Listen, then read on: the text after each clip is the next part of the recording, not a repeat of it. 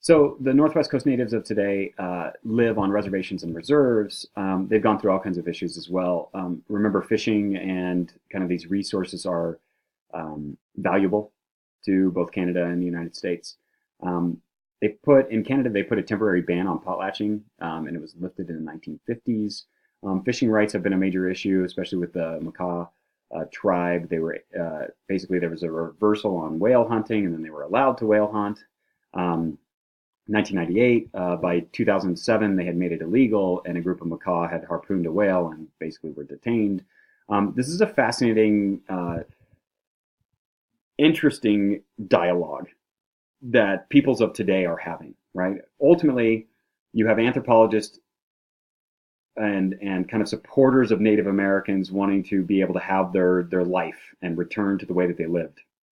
On the other side of that argument, you have environmentalists who are deeply concerned with whales disappearing from the planet. So again, how do you negotiate out those things? Now you have two groups that seem to kind of coincide and work together at times, now working against each other. And this is the example from the Makah people as well, right?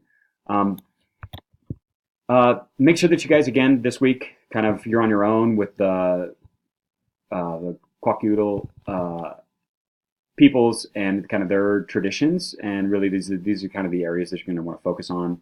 I don't think I listed cosmology here, but you're definitely going to want to look at cosmology of this group of people, and I think that that's part of your kind of guided lesson or whatnot. So I did want to, real quick, before I kind of end this week, you guys are probably going, wow, Jesus, Griffin just loves to talk about power and egalitarianism and these kinds of things. I think it's important because again, in anthropology, we tend to focus on these other groups, but really what it does is it gives us insight into our own kind of being, our own self, our own person, and also how we operate, but also the enculturation and the things that we've gathered from our own culture, and then learning about other cultures, and then how does that then impact ourself. And it's very kind of, that's when it gets complicated. I don't feel like people organizing is necessarily a complicated thing. I think that it's 300,000 years of kind of almost instinct, almost written into our DNA with this trust gene and empathy and whatnot. But I do feel like the reason why I'm focused on this is that a lot of people come to me and ask me, especially students and even friends and family, they want to know if some of these egalitarian ideas and things could exist in the modern time. And really, I give them I just kind of shoot back the idea that everything has been tried and experimented in terms of human culture. And I don't know that we're necessarily done experimenting. I think, again, the Constitution and the Declaration of Independence and the Founding Fathers, this was all a big giant experiment, right? Like, what are we going to do now? We're going to start over. What does that look like? The Articles of Confederation were a complete fail on our part. And a lot of people forget about that in terms of the first 8-10 years of our existence. But ultimately, that reflection piece came back. We started to make changes. Then by the 1900s, we even changed more. The end of slavery, these kinds of things are coming out. So when people ask me, do you think it's possible to get back to kind of these egalitarian ideas? Absolutely.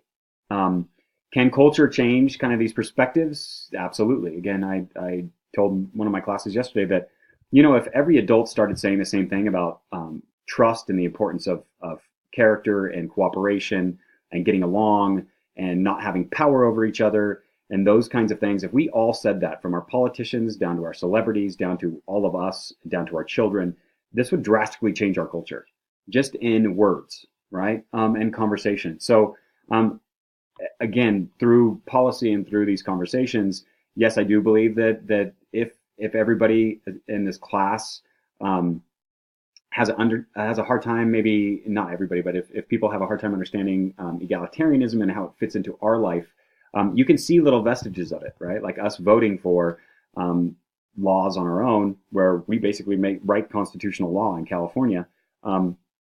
This is a vestige of that, and then kind of looking at the other power structures in play, which is maybe the class system, hierarchy. Why do we put lawyers in terms of a prestige status level way above teachers when teachers are actually teaching lawyers what they know? These kinds of mental conundrums are fascinating. And again, I don't know that we necessarily talk about them. We just take them as is, as cultural traditions. But cultural traditions change all the time, just like the peoples of the Northwest that used to be subsistence egalitarian people without war and slaves, changing into a group of people that had hierarchy, wars, and slaves, right? There's also groups that switch back. Okay, and the Mayan population is a perfect example of that. The Mayan population started out as hunter-gatherers.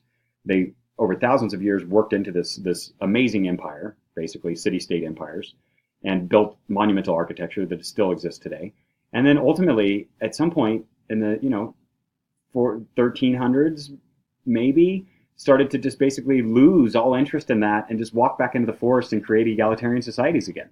It didn't mean that they stopped farming maize, but they did that. But they were, again, they basically said, you know what, civilization isn't really working the way that we wanted it to. There was a drought. Our leaders couldn't control it. Even our sacrifice of our people didn't work, and ultimately went back. Now, I'm not talking about America going back and foraging and subsisting. But again, everything has been tried and worked. And is there any set structure that has to exist in order to create certain structures? And my answer to that is no.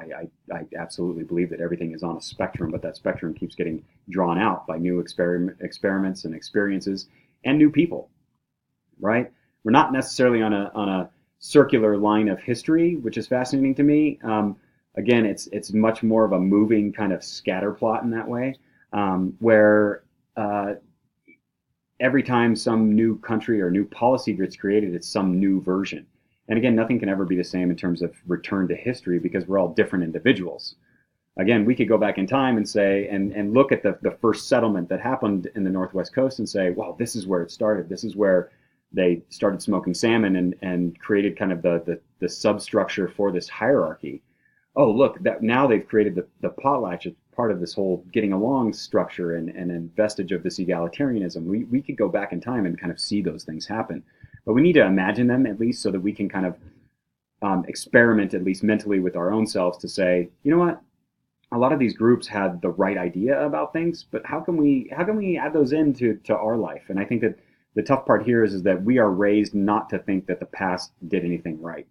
And this is a tempo-centric idea, right? In anthropology, we talk about how everybody in their own time thinks that their own time is the best time and is more advanced and knows more than the past. And I absolutely realize that tempocentricity happens, and we do it because we're taught to do it, but I also don't necessarily see the value in it.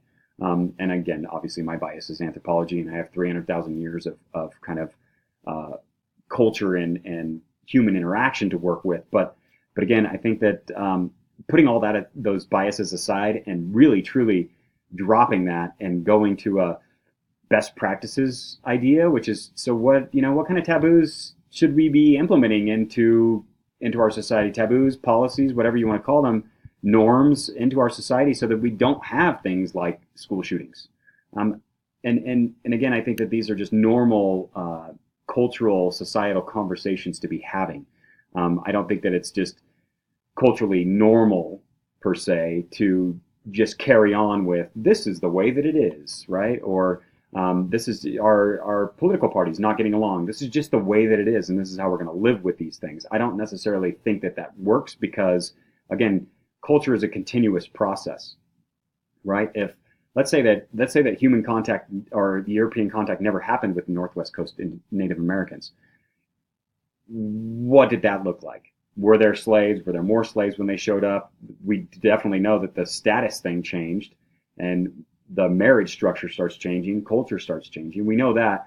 But what if eventually, if we would have left them alone, would they have basically broke out of this class structure system? Would somebody have come along and said, this is just not okay. We're not working with this. One charismatic village basically says this is not going to happen.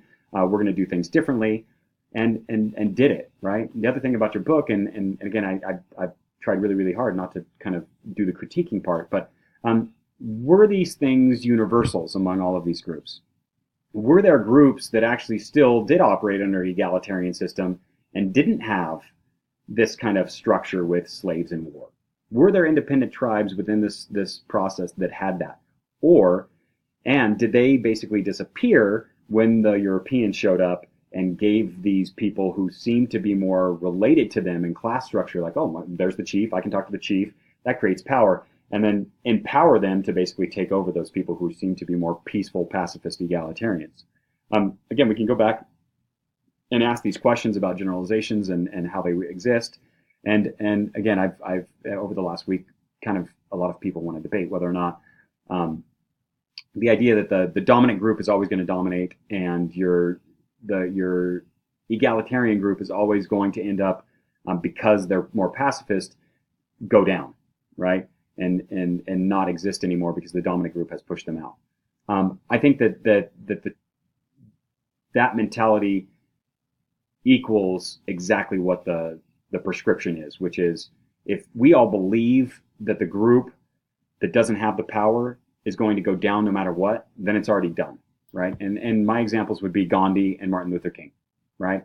And there's plenty of individuals, and that's a charismatic concept, but the civil rights movement in general was a less powerful group that then, using voice and using that power to do, not the power over, has value and created social change. So again, in this way, like when we're talking about some of these concepts, I think we need to be bringing in kind of this dialogue of modern culture. How does it relate to this stuff?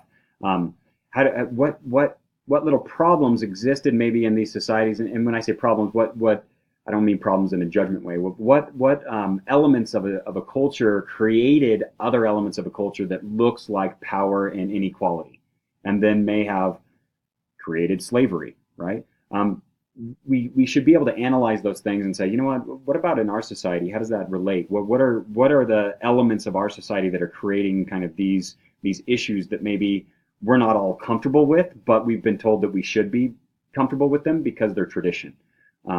So again, I didn't want to go on too long of a rant, but I see that I have. But my overall goal here is, yes, I'm focusing on these things, but I think that in order to make anthropology relevant and some of these other fields relevant, like sociology and anthropology, we need to be able to have these conversations and get other people to talk about these things, and not just be so stuck in kind of our binary ideas, right? Especially around some of these issues that are current to us today, and be able to talk through these things and analyze them in a critical way, and then ask ourselves, is this how we want to do things? Because we do have the opportunity to change, especially here in California, but democracies, and that's how they work, right? So yeah, that's all on my rant. Hopefully everything is going smoothly. I did see a couple kind of late to the draw in terms of uploading week 6 guided lessons. I went back and fixed that. For some reason, there's a default that keeps kicking back, so I have to go and rechange things a lot, even though I've already set them in. So sorry again, and I'm blaming technology, but it's probably me. And if you guys do have questions, we're going to start coming up on things like The Ohlone Way is a novel, so we're going to be taking a break here in the next few weeks, and then we're going to get into spring break, and then before you know it, the paper is going to be due. I haven't had any questions on the paper yet, so I'm just imagining that everybody is just working hard and diving into maybe different topics, and again, that's just kind of my lip service to that, to be honest, because yeah, I know that when I went to college, papers didn't really become a thing until about spring break. So if you guys do have questions on on any of those topics and any of the housekeeping stuff, please let me know. If any of you do want to reach out and have more kind of Skype or Zoom teleconferences, I haven't heard any interest in that, but please, again, write an email to me or put it in one of those discussion board topics, and we can get to that as well. Hope everything's going great with you all. Looking forward to the next few weeks.